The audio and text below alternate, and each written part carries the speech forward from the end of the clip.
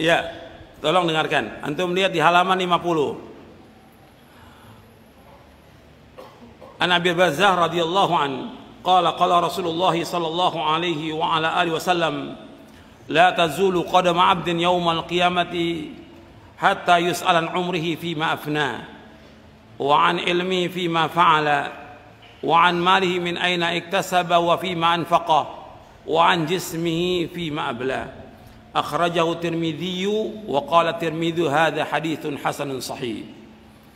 Dari Abu Barzah Al-Aslami radhiyallahu anhu, ia berkata, telah bersabda Rasulullah sallallahu alaihi wasallam, tidaklah bergeser kedua kaki seorang hamba pada hari kiamat nanti sampai ditanya tentang 4 perkara. Yang pertama akan ditanya oleh Allah SWT tentang umurnya, dihabiskan untuk apa. Yang kedua ditanya tentang ilmunya, diamalkan atau tidak. Yang ketiga akan ditanya tentang hartanya, dari mana dia peroleh dan kemana dihabiskan. Dan yang keempat akan ditanya tentang tubuhnya, capeknya, lelahnya, letihnya untuk apa. Jadi akan ditanya oleh Allah SWT 4 pertanyaan. Hadis ini Imam Tirmidzi, dan Tirmidzi berkata hadis ini hasan sahih. Hadis ini disahihkan oleh Tirmidzi, disahihkan juga oleh Syekh Al-Albani dalam silsilah hadis as-sahihah. Antum perhatikan di sini. Tolong perhatikan semuanya. Nabi SAW bersabda, tidaklah bergeser kedua kaki seorang hamba pada hari kiamat, melainkan akan ditanya oleh Allah tentang 4 perkara. Yang pertama akan ditanya tentang masalah umur. Kalau bicara soal umur, berarti bicara soal waktu. Allah akan tanya tentang umur kita, berarti waktu kita dihabiskan buat apa? Keseharian kita 24 jam ini akan ditanya oleh Allah, waktu kita.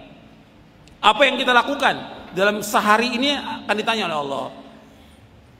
Apakah dia dagang, dia kerja, dia belajar, dia sholat berjamaah, dia baca buku, baca Quran, dia berbuat baik pada orang tuanya, atau berbuat baik kepada manusia, akan ditanya untuk apa waktunya.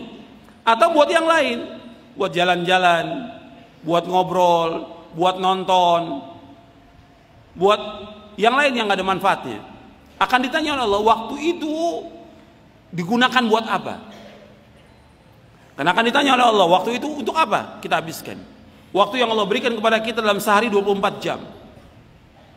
Kalau kita 8 jam untuk tidur, 8 jam untuk kerja umpamanya, 8 jam lagi akan ditanya oleh Allah. Kita sholat 5 waktu, paling habis 1 jam. Kalau kita betul-betul khusyuk sholatnya 10 menit, ditambah dengan sholat sunat, cuma 1 jam. Tinggal tanya lagi 7 jam buat apa itu?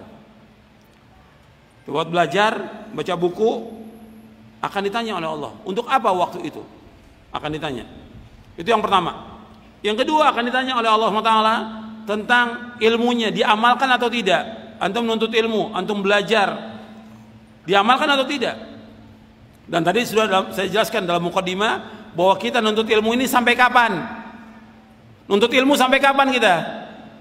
Sampai mati. Perhatikan itu. Kata Imam Ahmad bin Hanbal, Imam Abdullah ibn Mubarak, dan imam yang lain rahimahumullah, ketika mereka ditanya, wahai para imam, sampai kapan kita nuntut ilmu? Ila an amut, sampai aku mati. Sampai kapan nuntut ilmu? Ila an adkhulal qabra, sampai saya masuk ke liang kubur. Sampai mati nuntut ilmu. Makanya kita belajar terus, nggak boleh berhenti. Saya dan antum sama sebagai penuntut ilmu, wajib belajar, wajib menuntut ilmu. Paling tidak kita baca buku 4 jam dalam sehari, minimal 4 jam kita baca. Kita mengkaji Al-Quran, hadis Nabi, buku-buku para ulama, baca 4 jam. Kemudian kita amalkan, karena ilmu untuk diapakan? Diamalkan. Allah menyebutkan tentang iman wa amilus sholihat, iman wa amilus sholihat, amal soleh terus, iman amal soleh, iman amal soleh. Dan kata Abdullah bin Mas'ud radhiyallahu an, kata Abdullah bin Mas'ud, ta'allamu fa idza 'alimtum fa'malu. Belajarlah kalian, belajarlah kalian. Kalau kalian sudah belajar, amalkan.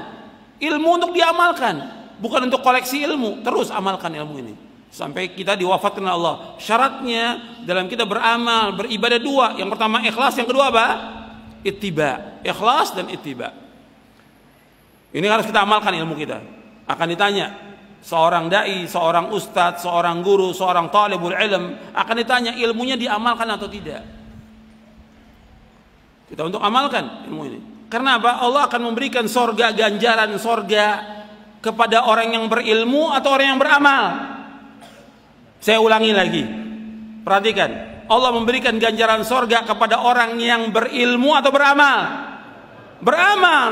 Allah sebutkan, tilkal jannatul lati urithumuha bima kuntum ta'malun. Tilkal jannatul lati urithumuha bima kuntum ta'malun. Itulah sorga yang diwariskan kepada kalian dengan sebab apa yang kalian amalkan. Allah akan membalas dengan jazaan bima kanu ya'malun. Allah membalas apa yang mereka amalkan, bukan yang mereka ketahui.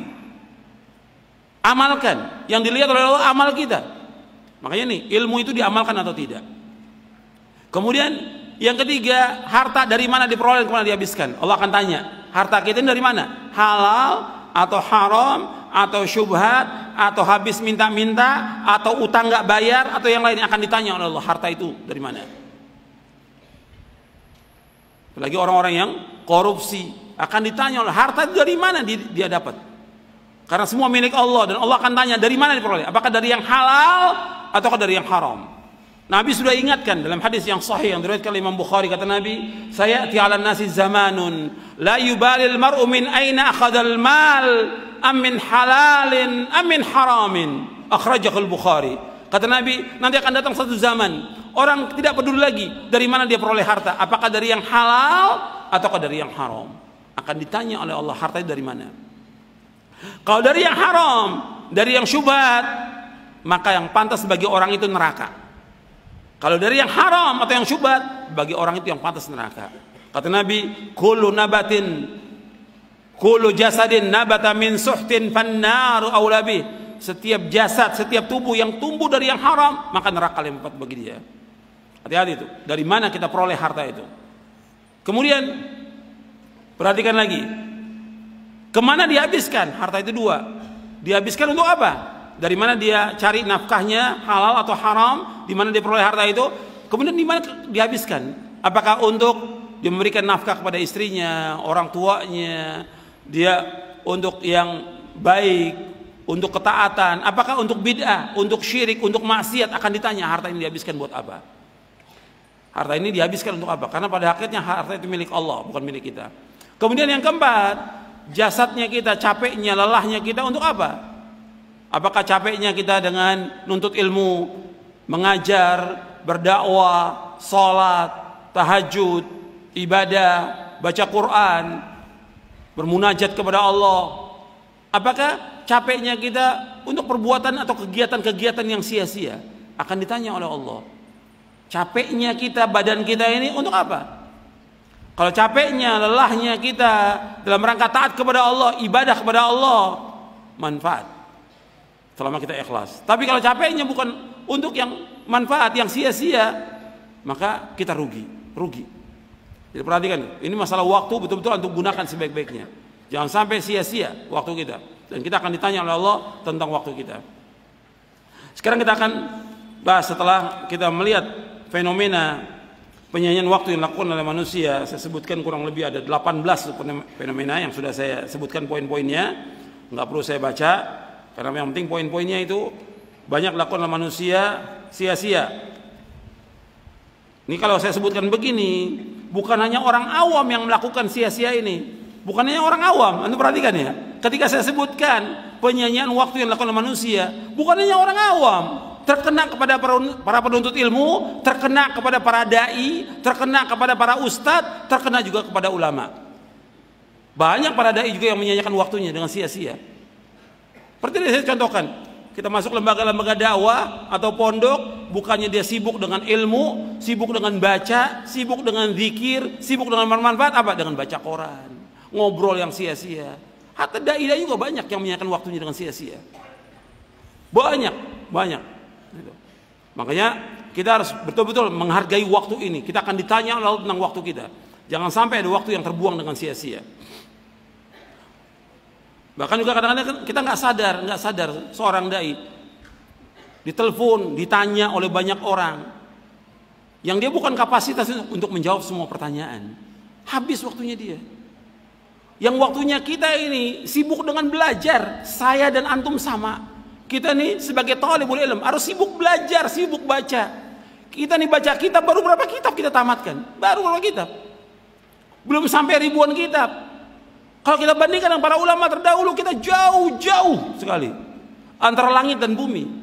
Antum lihat Ibnul Jauzi dalam kitabnya Saidul Khatir, dia mengatakan saya masih muda di Baghdad itu baca 20.000 jilid kitab. Masih muda, 20.000 jilid kitab.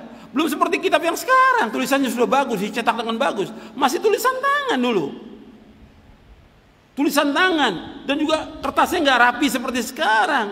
Itu 20.000 jilid kitab dibaca. Imam Ibnul Jauzi, bukan Ibnu Qayyim, Imam Ibnul Jauzi dalam kitabnya Saidul Khatir. Kita satu kitab juga belum tamat baca. Bahkan yang berani lagi, yang keterlaluan, ada orang yang baca kitab aja belum tamat, belum bisa bahasa Arab, dakwah, ngajar, nggak boleh, nggak punya hak sama sekali dia untuk dakwah. Karena banyak yang tampil dai-dai yang nggak ngerti, dai karbitan, yang nggak ngerti agama, ceramah. Ini ngerusak agama, orang-orang seperti ini, ngerusak agama. Nggak boleh dalam Islam. Orang yang berdakwah wajib dia menuntut ilmu. Nggak boleh dia berdakwah tanpa ilmu. Apalagi bekas pelawak, bekas penyanyi mau dakwah, nggak boleh. Belajar dulu. Bekas pendeta, mantan pendeta, wajib dia belajar agama, Al-Quran wa sunnah ala fahmi salaf. Sampai dia menguasai baru dia berdakwah. Gak punya hak sama sekali berdakwah. Karena apa? Allah menyatakan demikian dalam Al-Quran. Antum lihat dalam surah Yusuf, surah 12 ayat 108. Allah berfirman, "Qul hadhihi sabili ad'u ila Allah ala basiratin ana wa man ittaba'ani wa subhanallahi wa ma ana minal musyrikin." Qul hadhihi sabili, katakanlah inilah jalanku, ini manhajku, ini sunnahku. Ad'u ila Allah, aku mengajak manusia ke jalan Allah. Ala basiratin, ala ilmin wa yaqinin, dengan dasar ilmu dan keyakinan. Ana wa man ittabani, aku dan orang-orang yang mengikut aku. Wa subhanallah, maha suci Allah, wa ma ana minal musyrikin, dan aku tidak termasuk orang berbuat syirik. Ya, dakwah harus dengan ilmu. Dakwah ala basirah, dengan dasar ilmu. Enggak boleh orang berdakwah tanpa ilmu, dan itu nasihatnya para ulama. Enggak boleh. Yang sekarang ini dianggap gampang dakwah ini, apalagi menisbatkan diri kepada salaf, padahal nggak ngerti agama. Pejabat sekarang sudah berdakwah, baru punya jenggot sedikit sudah dakwah. Kapan dia ngajinya?